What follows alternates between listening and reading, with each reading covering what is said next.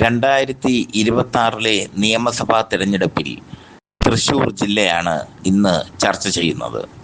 തൃശൂർ ജില്ല സാംസ്കാരിക ജില്ലയാണ്. പല സാംസ്കാരിക വ്യതിയാനങ്ങളും സാംസ്കാരിക വിപ്ലവങ്ങളും തൃശ്ശൂരിൽ ഉണ്ടായിട്ടുണ്ട്.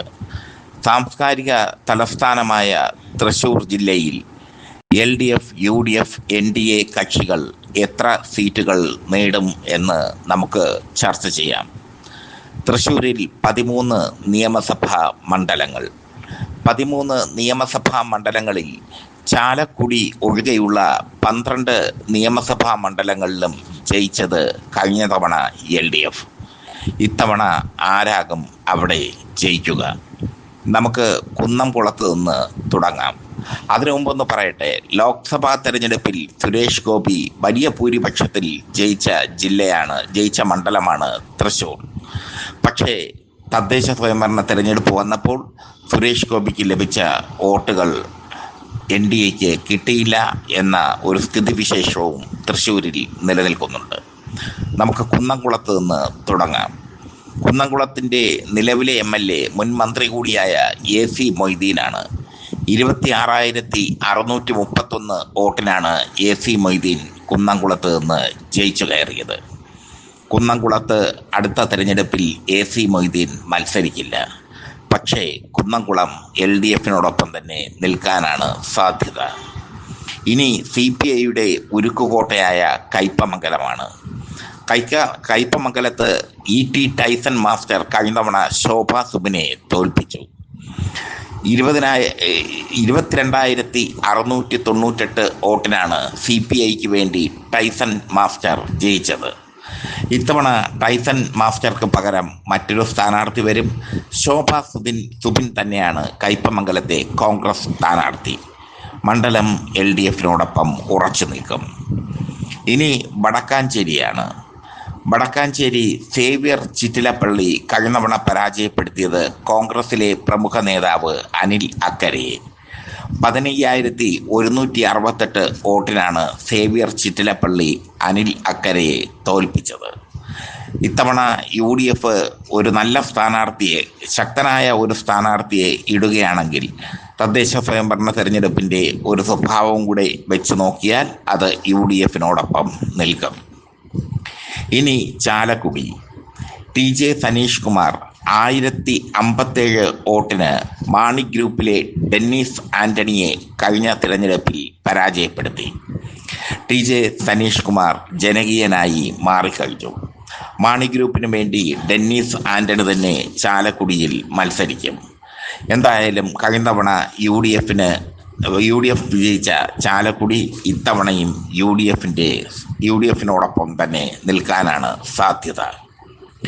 ഇനി കൊടുങ്ങല്ലൂരാണ്. കൊടുങ്ങല്ലൂർ മുൻ മന്ത്രിയും CPI നേതാവുമായ BK രാജൻ്റെ മകൻ BR സുനിൽകുമാറാണ് MLA. 23,893 വോട്ടിൻ്റെ ഭൂരിപക്ഷമാണ് അദ്ദേഹത്തിന്. BR സുനിൽകുമാർ തന്നെ ഇനിയും മത്സരിക്കും. അദ്ദേഹം ജയിക്കും.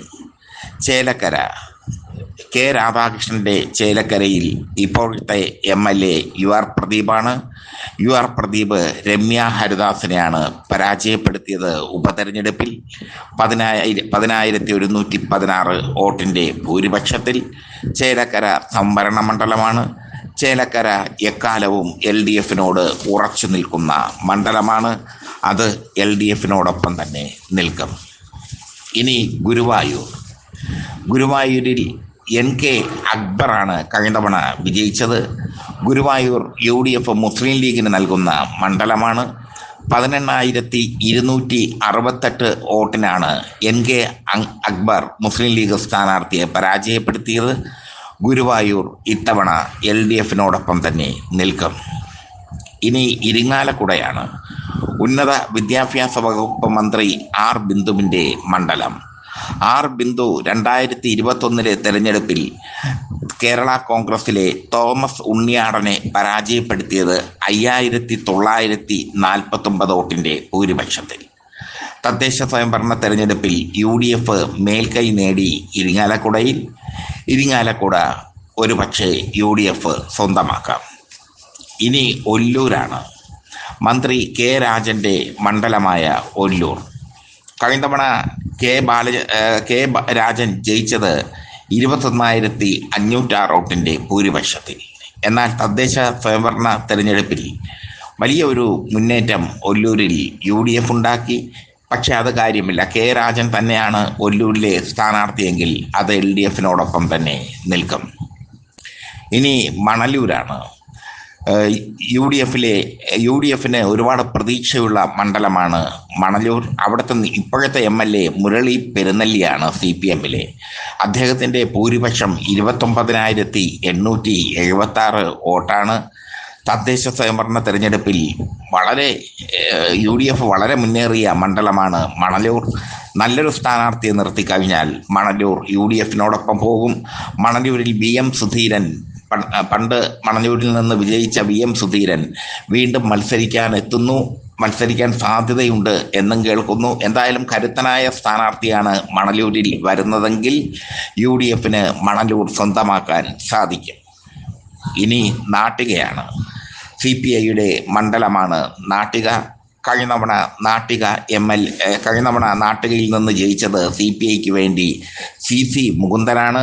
ഈ 2,843 വോട്ടിനാണ് CC മുകുന്ദൻ നാട്ടികയിൽ നിന്ന് ജയിച്ചത്.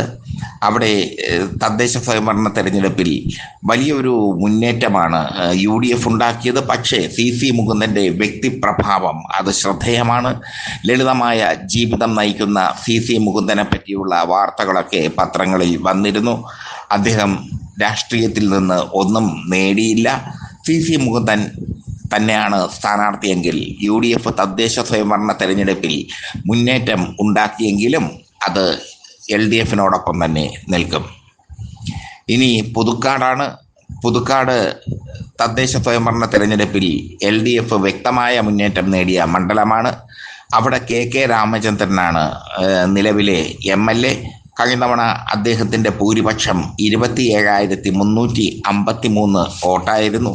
പുതുക്കാട് LDFിനോടൊപ്പം തന്നെ നിൽക്കും. ഇനി തൃശ്ശൂരാണ്. തൃശ്ശൂരിൽ UDF തദ്ദേശ സ്വയംഭരണ തെരഞ്ഞെടുപ്പിൽ വലിയൊരു കുതിച്ചുകയറ്റമാണ് നടത്തിയത്.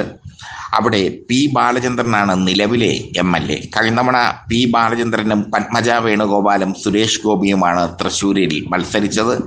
ത്രികോണ പോരാട്ടത്തിനൊടുവിൽ P ബാലചന്ദ്രൻ 946 വോട്ടിന് വിജയിച്ചു കയറി. പക്ഷേ ഇത്തവണ UDFിന് അനുകൂലമാണ് തൃശ്ശൂരിലെ സ്ഥിതി.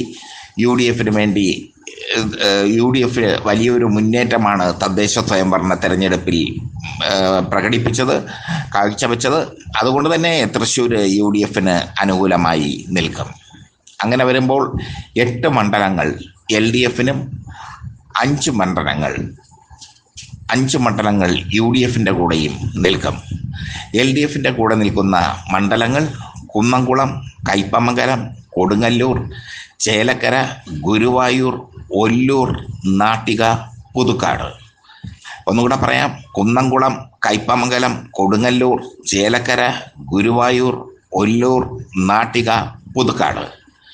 UDFിനോടൊപ്പം നിൽക്കുന്ന മണ്ഡലങ്ങൾ വടക്കാഞ്ചേരി, ഇരിങ്ങാലക്കുട, മണലൂർ, തൃശ്ശൂർ, ചാലക്കുടി.